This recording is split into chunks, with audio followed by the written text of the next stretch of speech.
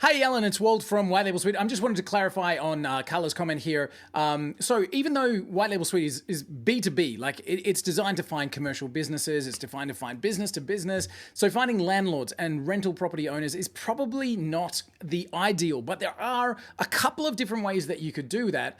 So let me just take you over to the software so I can kind of show you what I mean. One of the ways that you could do it is look for property investors. So I could come into, for example, a lead search and I could do, let's do a people search here. So I'll do a people search and I'm looking for property investor. So this would actually be a search that would yield results. So let's go with United Kingdom and bring that up. Okay, so in the United Kingdom, let's find property investors. Go. So this will be not necessarily landlords, but people who are interested and who actually post on LinkedIn that they are property investors. So boom, we've got property investors in Aberdeen, England. There we go. And if I come down here, there's plenty of them. So not a bad start. I mean, honestly, not a bad start at all.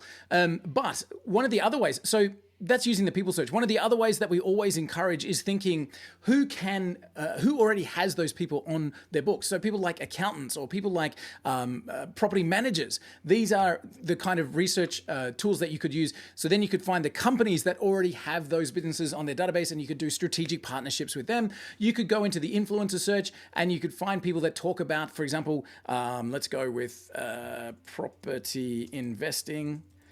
Again, property investing, and we could filter on location with UK as well. So I might go United Kingdom, like that. Boom. And let's pop them into a list. There we go. Go. So again, I could find people who've got those people on an audience. So here we go. These guys are influencers in the UK talking about that specific topic.